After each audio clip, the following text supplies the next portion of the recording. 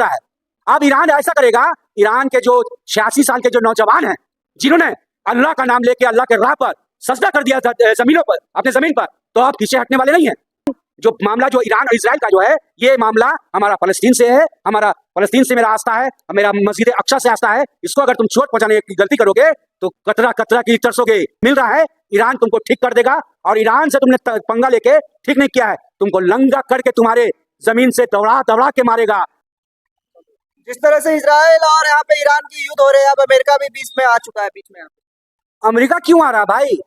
Israel ने पहले फलस्तीन को उंगली किया, फलस्तीन बेचारा तबाह हो गया, वहां मासूम बच्चों को जान लिया, मासूम औरतों को जान लिया, और सबसे बड़ी बात यह है मुसलमानों के लिए कि मस्जिद अक्सा पे उसने हमला करने की कोशिश की, वहां के नमाजियों पे हमला करने की कोशिश की।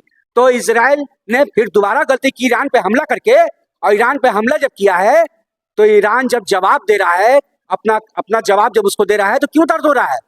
अब ईरान ऐसा करेगा, ईरान के जो 86 साल के जो नौजवान हैं जिन्होंने अल्लाह का नाम लेके अल्लाह के राह पर सजदा कर दिया था जमीनों पर, अपने जमीन पर, तो आप पीछे हटने वाले नहीं हैं। वो सच्चे मुसलमान हैं।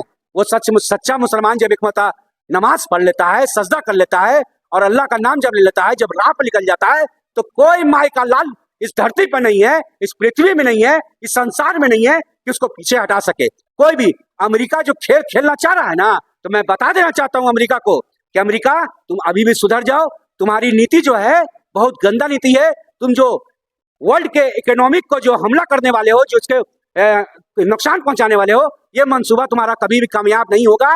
काहे कि ईरान जो मामला जो ईरान और इजराइल का जो है, ये मामला हमारा फलस्तीन से है, हमारा फलस्तीन से मेरा आस्था है, मेरा मस्जिद अक्सा से आस्था है। इसको अगर तुम चोट पहुंचाने की गलती करोगे तो कतरा कतरा की तरसोगे, बूंद बूंद के लिए तरसोगे, नेस्त नाबूद बर्बाद हो जाओगे, कहीं के नहीं रहोगे।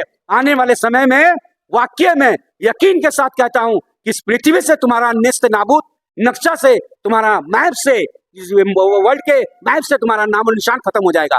और तुम बात करते हो ईरान को बर्बाद कर देंगे, गाजा बना देंगे, तो ईरान तो तुमको गाजा बना रहा है। क्या बदला उसी का लिया जा रहा है यहाँ पे? बिल्कुल बिल्कुल उसी का बदला लिया जा रहा है। क्या आपने वीडियो में नहीं देखा है कि 6-6 साल जिस बच्चे ने माँ के पेट में जो आंख नहीं खोला है, जिसका जन्म नहीं हुआ है, उसको किसने बेरहमी से इसने मारने की प्रयास की है, मारने की कोशिश की है।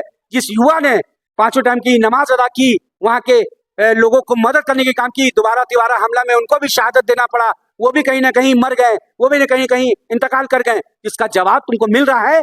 ईरान तुमको ठीक कर देगा, और ईरान से तुमने पंगा लेके ठीक नहीं किया है, तुमको लंगा करके तुम्हारे जमीन से दौड़ा दौड़ा के मारेगा। अब वक्त आ गया है कि तुम ना घर के रहोगे ना घाट के। कुछ लोग बोल रहे हैं जो लोग ईरान का सपोर्ट कर रहे हैं वो आतंकवादी है।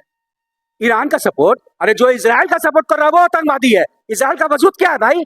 हमारे स्वर्गीय अटल बिहारी वाजपेयी, हमारे देश के, हमारे भारत देश के प्रधानमंत्री जो थे, उन्होंने साफ साफ एक भाषण में कहा था, सोशल मीडिया पर बहुत जोरों शोरों से ट्रेंडिंग में है। उन्होंने कहा था कि इजराइल का जो मंसूबा है, इजराइल को वो फिलिस्तीन का जगह छोड़ना होगा।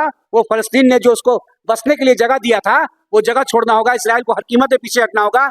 उनका स्टेटमेंट आज ट्रेंडिंग में चल रहा है। तो लोगों को ये सब जो 2014 वाले हैं, इनको कुछ समझ में नहीं आ रहा है कि इनके पार्टी के, बीजेपी के पार्टी के सबसे बड़े लीडर, सबसे अच्छे लीडर, सबसे प्यारे लीडर अटल बिहारी वाजपेयी ने ये बात कहा था। ये जब से बने नरेंद्र मोदी जी, क्या पता कौन सा मंसूबा लेके आए जो इजराइल का सपोर्ट कर रहे हैं।